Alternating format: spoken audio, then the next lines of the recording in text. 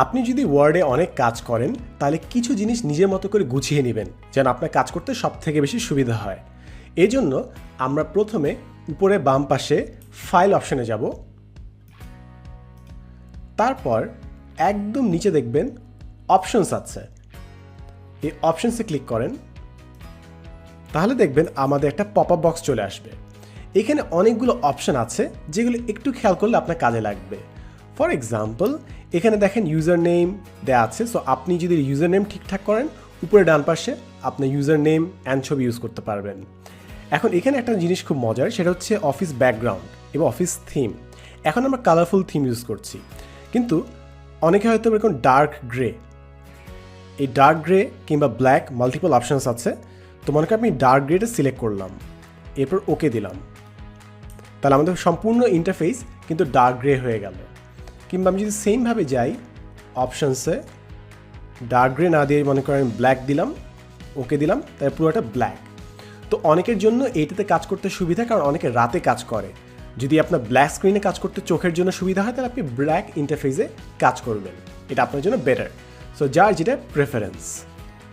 তো আমি আপাতত এটা আবার কালারফুল দিয়ে দিলাম, ডান। এখন দেখেন উপরে ডান পাশে কোনো ডিজাইন নেই, আপনি চাইলে এখানে একটু হালকা ডিজাইন অ্যাড করতে পারেন। ওই সেম অপশানসে যাবেন, দেখবেন অফিস ব্যাকগ্রাউন্ড বলে একটি অপশান আছে, এখানে বেশ কিছু ডিজাইন অপশান আছে। তো মনে করেন আমি ক্যালিগ্রাফি দিলাম, একটু ওকে দিলাম। এখন দেখেন আমাদের উপরে ডান পাশে এখানে একটা ক্যালিগ্রাফি ডিজাইন কিন্তু অ্যাড হয়ে গেছে। এগুলো ছোট্টখাট্ট জিনিস যার যেটা ভালো লাগে আর কি। এবার অপশানসে গেলাম, ক্যালিগ্রাফিটা রেখে দিলাম, সমস্যা নেই।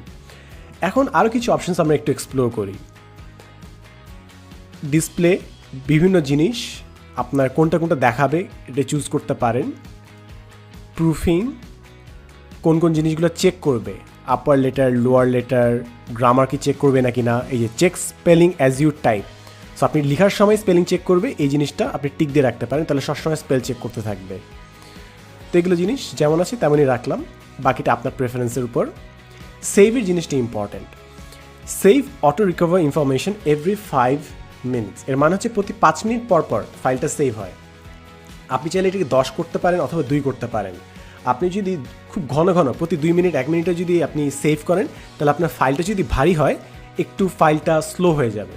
আর আপনি যদি অনেকক্ষণ পর পর দেন এবং ওইটার মাঝখানে যদি ফাইলটা ক্র্যাশ করে তাহলে অনেক সময় ইনফরমেশন হারিয়ে যাবে। সেটা আপনার অপশন যে আপনি কি অনেক দ্রুত দ্রুত সেভ করবেন, প্রতি 5 মিনিট পর পর সেভ করবেন, নাকি 2 মিনিট পর, নাকি 10 মিনিট পর, এটা আপনি চুজ করতে পারেন। এরপর আপনার যদি ফাইলটা ক্র্যাশও করে, আপনার ফাইল ক্র্যাশ করার আগ পর্যন্ত আপনি যেখানে কাজ করছিলেন ওই ফাইলটা এই অ্যাড্রেস বরাবর আপনার জমা হবে। আপনি চাইলে এটাকে চেঞ্জ করে ডেস্কটপেও দিয়ে রাখতে পারেন, কারণ অনেক সময় হয়তো বা এই অ্যাড্রেসে তো আপনি ভুলে যাবেন। সো আমি ডেস্কটপ দিয়ে রাখলাম যেন যদি ফাইল কোনো ক্র্যাশ করে ওই ডেস্কটপে সেভ হবে। এরপর আছে ডিফল্ট ফাইল লোকেশন, অর্থাৎ ফাইল সাধারণত কোথায় সেভ হবে। সো এটা আপনি চাইলে ব্রাউজ করতে পারেন, ব্রাউজ করে আপনার যেখানে ইচ্ছা সেখানে সেভ দিতে পারেন। মনে করেন ডেস্কটপ, এটা আমি ডেস্কটপ দিলাম, সো সব ফাইল ডেস্কটপে এখানে সেভ হবে। আপনি চাইলে পার্সোনালি এটা আরও অন্য জায়গায় দিতে পারেন। এরপর আরেকটা পার্ট খুবই খুবই খুবই ইম্পর্টেন্ট, সেটা হচ্ছে embed fonts in the file. আপনি যদি এমন কোনো ফন্ট ইউজ করেন যেটা আপনি বাইরে থেকে ডাউনলোড করে ব্যবহার করেছেন, তাহলে আপনি এই অপশনটা টিক দিয়ে রাখবেন, তাহলে আপনার ফাইলের লেটারগুলো ভেঙে যাবে না। বাট এই এমবেড ফন্টস এই অপশনটা সিলেক্ট করলে আপনার ফাইলটা একটু ভারী হয়ে যায়, তাই এই জিনিসটা একটু মাথায় রাখিয়েন।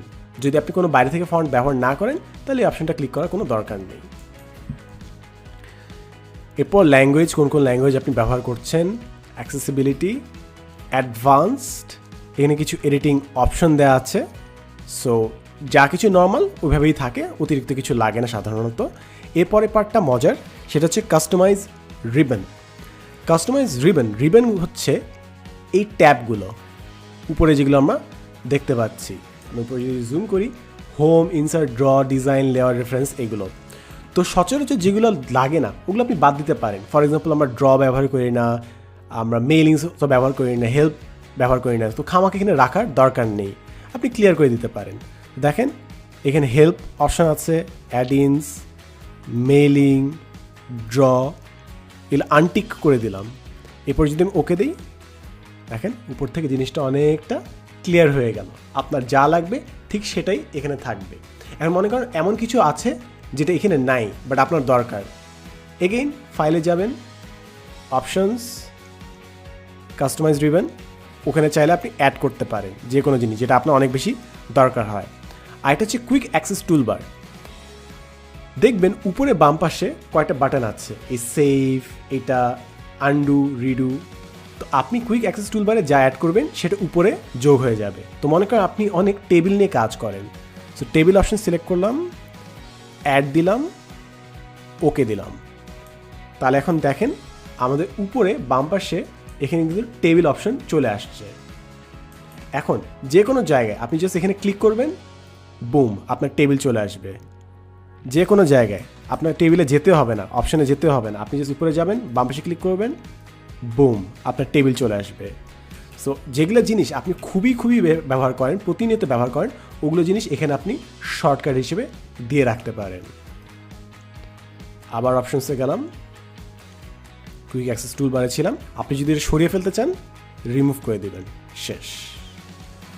তো এই ছিল হচ্ছে আপনার ওয়ার্ডের বিভিন্ন কাস্টমাইজ ইন্টারফেসটা নিজের মতো করে সাজানোর অপশন। তো এগুলো যখন আপনি কাজ করবেন তখন আপনি নিজেই বুঝবেন যে কোন কোন ফিচার আপনি অনেক বেশি ব্যবহার করেন, ওগুলো আপনি উপরে শর্টকাট কিংবা রিবন হিসেবে রাখতে পারেন। আর যেগুলো জিনিস দরকার নেই ওগুলো আপনি সরিয়ে ফেলতে পারেন। আপনি যত কাজ করবেন তত বুঝবেন যে কোন জায়গায় আপনার বেশি হাত যায়, এবং যত এগুলো শর্টকাট করতে পারবেন আপনার জন্য সব কাজ আরও অনেক বেশি ইজিয়ার হবে।